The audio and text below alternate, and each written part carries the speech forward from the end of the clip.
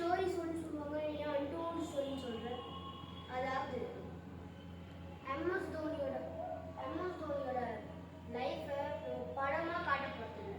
ஆனால் மூவியில் untold story கொடுக்குது. அதனால் நானும் உங்களுக்கு அன்டோல்டு ஸ்டோரி போடுறேன். வா கதைக்குள்ள போகுது. முதல் முறை 1981 பிறக்கிறாரு ஒரு பையன், ராஞ்சி இன் ஜார்க்கண்ட். அவர் அப்பா வந்து கிரிக்கெட் ஸ்கூலில் வேலை பார்த்துட்டு இருக்காரு.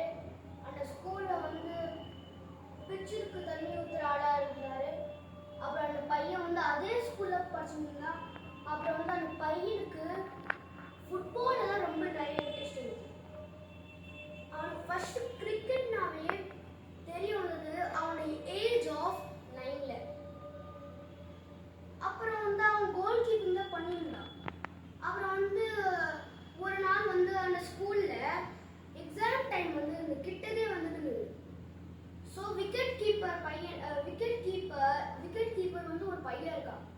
அவங்க அம்மா வந்து கேம்ஸ் கோச்சுக்கு சொல்றாரு, என்ன சார் நீங்க பண்றீங்களா, எக்ஸாம் வருது, என்ன நீங்க இப்போ டோர்னமெண்ட் பண்ணிருக்கீங்க, படிப்பு இல்லாம இன்னும் எப்படி சார் இந்த ஸ்போர்ட்ஸ்லாம் செல்லணும்ட்டு.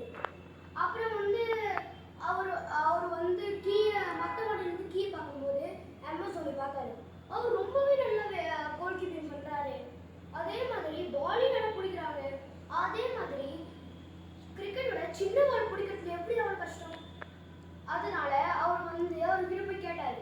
அதனால எம்எஸ் தோனி சொன்னாரு, அவ்வளோவா இல்லை சார், இப்போ ட்ரை பண்ணா தான் விளையாடுவேன், இல்லாட்டி பேட்டிங் ரெடி பண்ணிட்டு போயிடுவேன், அந்த மாதிரி தான் சார்ன்ட்டு.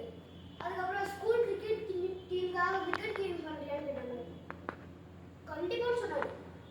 அப்புறம் வந்து விக்கெட் கீப்பிங் ஒரு முழு பயிற்சி எடுத்தாரு. விக்கெட் கீப்பிங்காக மட்டுமே எடுத்தவர் அவரை. ஆனால் பேட்டிங் அடிக்கிற அடியில பால் பறக்குதுன்ட்டு எப்போ தெரியுமா, தான் 11ஆவது வயசுல ஒரு டோர்னமெண்ட் நடந்தது. பீகார் டீம்ல ஒரு டோர்னமெண்ட் நடந்தது. அந்த டைம்ல ஒரு பீகார் போயிட்டார், ஒரு கோச்சிங் இருந்தார். அந்த டோர்னமெண்ட்ல 218 ரன் எடுத்து தான் டீம் ஜெயிக்கிறதுக்கு ஆளாங்க. அதுக்கப்புறம் ஒரு நாள் ரஞ்சி கோப்பை விளையாட சான்ஸ் கிடைக்குது. அதுக்கப்புறம் விளையாடிட்டு ஓடி கொஞ்ச நாள் சான்ஸை கிடைக்கல. ஆனா ரஞ்சி கோப்பை அவர் விளையாடுன ரன் வந்து 103 ரன்ஸ் எடுத்துக்காரு.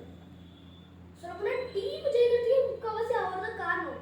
விக்கெட்ஸ் எடுத்தாலும் பவுலர், பட் டீம் ஜெயிக்க அந்த 100 ரன் ரொம்பவே முக்கியமானது. ஆனா பிசிசிஐ வந்து அவரை டீம்ல எடுக்கல, ஓடிஐ டீம்ல. ஏன்னு பார்த்தா சொல்ல முடியாது. எம்எஸ் தோனி சொன்னாரு அந்த டைம்ல, என்ன சார் பண்ணது, அதான் நிறைய ப்ராக்டிஸ் வேற இருக்கணும், இதெல்லாம் டக்குன்னு செல்ல முடியாது சார், இன்னும் நிறைய ப்ராக்டிஸ் தேவை இருக்கு. அதுக்கப்புறம் குடும்ப பிரச்சனைனால அவர் கிரிக்கெட் விளையாடாம வெஸ்டர்ன் வேலை போனாரு, அதாவது கொல்கத்தால எங்க நாங்கள் இருக்கோம். அப்புறம் அதுக்கப்புறம் அவர் ஒரு ஆளை மீட் பண்ணாரு. அவர் கிரிக்கெட்டோட திரும்பி சான்ஸ் கொடுத்தாரு. திரும்பி வந்தாரு உள்ள கிரிக்கெட்ல. ஆனா முதல் மேட்ச்ல நான் ஒரு கிரிக்கெட் விளையாட்டுல அசூரண்டான்னு காட்டினாரு. அதுக்கப்புறம் அவருக்கு ஒரு கேர்ள் ஃப்ரெண்ட் கிடைச்சது. அந்த கேர்ள் ஃப்ரெண்ட் இது வந்து ஃப்ரெண்ட்ஷிப்பா இல்லாம கொஞ்ச நாள் அது லவ் ஆயிடுச்சு. ஆனா என்னது, அந்த பொண்ணு இறந்துட்டா. அதுக்கப்புறம் ஒரு நாள் வெளியூர்ல போய் அவங்களுக்கு ஒரு மேட்ச் இருந்தது. ஸோ அந்த மேட்சுக்கு கொஞ்ச நாள் ரெஸ்ட் எடுக்கணும்ல, அதனால ஹோட்டலுக்கு போனார்.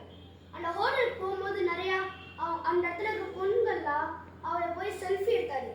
ஆனால் சாக்ஷின்னு ஒரு பொண்ணு, அவளுக்கு தெரியும் கிரிக்கெட் என்னதுன்னுட்டு.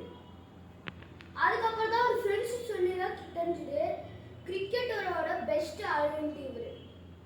அதுக்கப்புறம் அவர் போய் பேசினாரு, எனக்கு பிடிச்சிருக்கு, நீ எனக்கு பிடிச்சிருக்கிய, உனக்கு எனக்கு பிடிச்சிருக்கான்னு கேட்டாரு.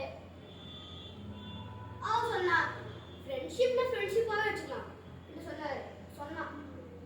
ஆனால் அதுக்கப்புறம் ஃப்ரெண்ட்ஷிப்பாகவே நடக்கல, லவ்வாக தான் போயிருந்தது. ஒரு பக்கம் லவ்வாக இருந்ததுன்னா அப்புறம் வந்து அவங்க சொல்லிட்டா, சாட்சி சொல்லிட்டாங்க, செஞ்சுரி அடிச்சனா நான் கட்டிக்கிறேன்னு.